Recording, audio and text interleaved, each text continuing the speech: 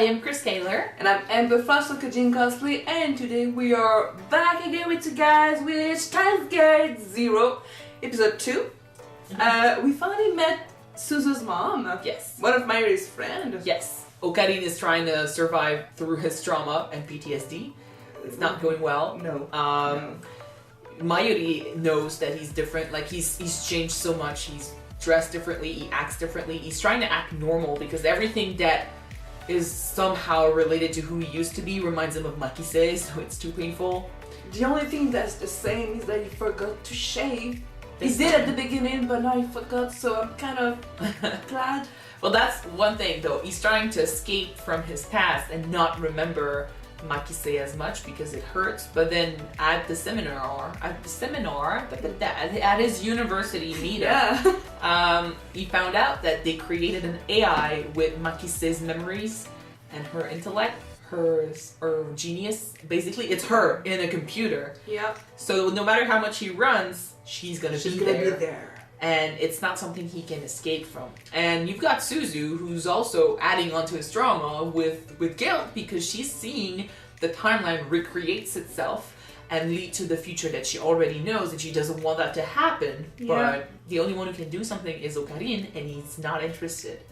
So we'll see what they do next, but there's a lot of trauma, there's a lot of emotions, and there's a lot of stuff happening already, so whew, all right, let's see what happens.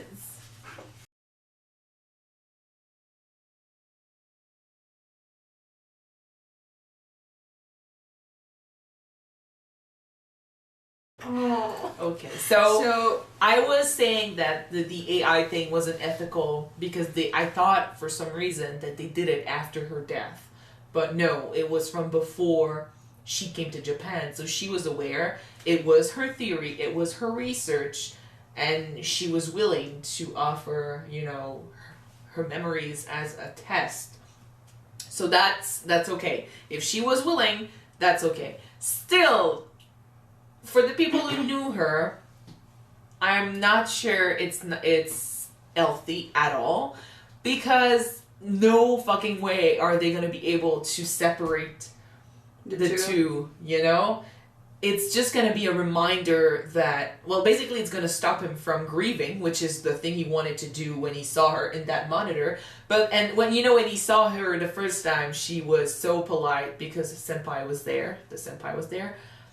She wasn't the one he remembered, but then as soon as she made a comment that had some spunk to it, you know, some emotion that reminded him of the old Makise that he knew, he went right back, calling her Christina and stuff, and, you know, arguing with her. It was so easy. Same when she called him, she let go of that polite persona that we all have. That persona when you work in public, when you meet someone new, when you meet someone older, or, you know, a professor or something, and you need to talk to a teacher. When you're technically working with customers. Well, yeah, when you're working in public and stuff. Yeah. So we all have that persona, and it's not the actual you know? It's not the same attitude you have with your friends, for example. But then she drops that when she's with Okarin because, first of all, she doesn't... I think she sees him as dumber, you know? She sees him as below her, so she doesn't have to pretend.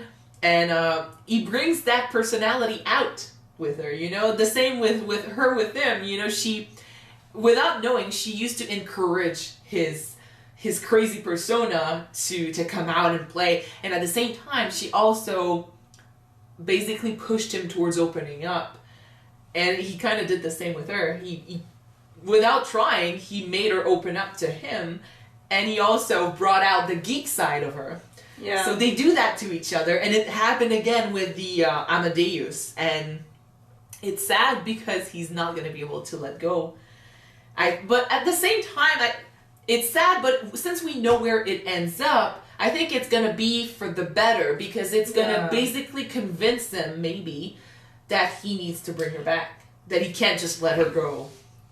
Now that we got the Amadeus and they use Christina's memories with that, I do believe that the AI is going to be able to push him back and do something. Yeah. Because it's going to talk with her.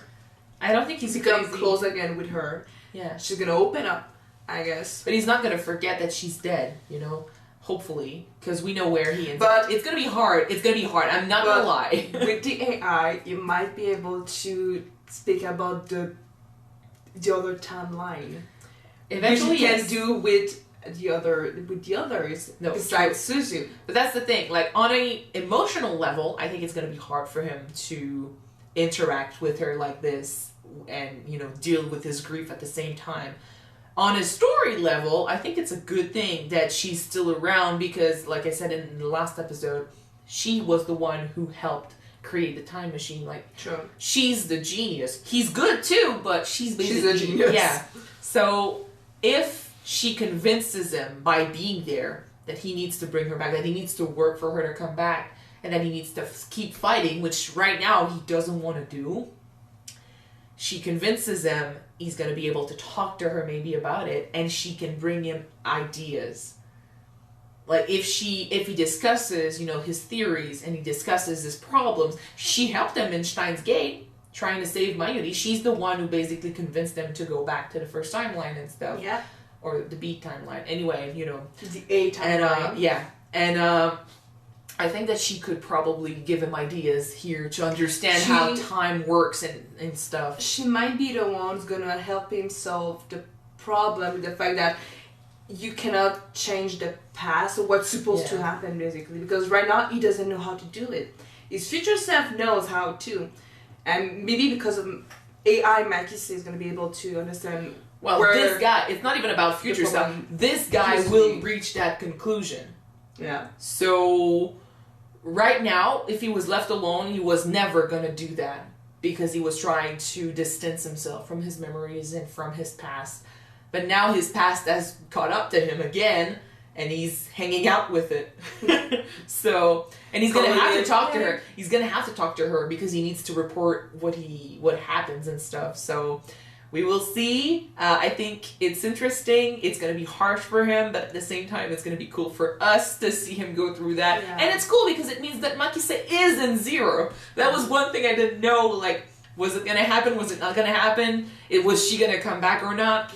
You know what it reminded me of? Did you see the video about the mother who is in virtual reality and she sees her dead daughter or whatever? Yes. It's kind of reminded me of that, but with a better technology, basically. I mean, it's a debate, you know? It's a huge debate because that video you're talking about, if you don't know, it's basically she lost her kid and with virtual reality, they basically allowed her to see her kid, like the kid was alive, you know, the kid was interacting with her, and you see basically her bending down and trying to hug the kid. It was maybe a way for her to move on, say her goodbyes, and, you know, just grieve properly.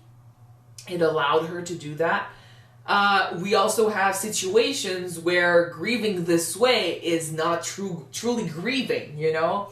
The concept has good intentions behind it, but people who, like in Black Mirror, there's an episode about that, but when you basically have the person you know and love in front of you on the screen interacting with you literally live, and they have the personality, they have the responses, they have the knowledge, and they have the capacity to learn from what you tell them and stuff. Unfortunately, it feels like your friend or your lover or whatever is still there, so you cannot properly grieve. Because when you miss that person, you go back to her, so basically you never lost that person. But we can argue, is the person that's dead truly that same person? What makes a person a real person? I like to think that memories are what makes a person, so even if the person is not there in the flesh, if you have all the memories somewhere, it's basically that same person. But at the same time, the person you loved and knew died. Dead. So that entity is never going to create new memories. So it's almost like we have two people with the same memories when one kept living and the other died. So you need to grieve that person who died first and then allow yourself to maybe meet the second one. It's not the same person. So it's complicated. It's a debate. It's I don't think there's a good or bad answer to is it okay to create this, but with Steins Gate, if it allows him to save her in the future, like we saw in the first series, okay. I'm not saying another word. Yep. So, anything else? No, I'm done. A more mellow episode, less trauma. So, but the emotions were there. When he called her Christina, I was like, oh man. He went back right at it. Yes. And of course, Steins Gate would just bring another ethical subject to the surface. The first one was about time travel. Would you use it to change the past and make a better future? Usually the answer will be no, because we need to learn from what happened, even if it's tragedies and disaster. And the other one, creating AI with our memories and basically just creating immortality through computers. But is it like right? Is it the real deal? Is it ethical? Because if you think about it, because we thought so many times about it in Black Mirror. Yeah. Just go watch these videos. They might be AIs, but they're feeling emotions. They can think for themselves, but through technology. But they're still feeling. So to me, like I said, like if you basically create something, even though it's a robot, you create something that has the capacity to feel things. To me, it exists. It's a being. It's living. But it's not the same. If you copy the feelings, you basically create two people. You don't have just one person or one copy that you can just get rid of. But you cannot treat the copy like you would treat the original. Not as in like you can mistreat, the copy, but it's just that it's literally like you have two different people in front of you. You need to treat them as two different people, which is why I'm like, Okarin needs to make that separation. The AI Makise is not Makise. It's someone else with Makise's memories, but it's someone else. They don't have the same connection, and what they will create together will be different from what he created with Makise. True. So he needs to still grieve Makise. Or, since it's Steins Gate, and we know where that leads, he needs to, still work to bring her back. So, anyway, let's not get into Black Mirror discussions anymore, because these discussions were long. I remember them being really long and really complicated. Yeah. Alright, so we're done for tonight. Yes. So thank you guys for watching this episode with us. If you want to see the next one, it's already up on the Patreon. The link is right there below. Yes, and if you want to watch it on YouTube, the episode will be up next week, so check it out on Tuesday. Yeah, so see you then, guys. Bye!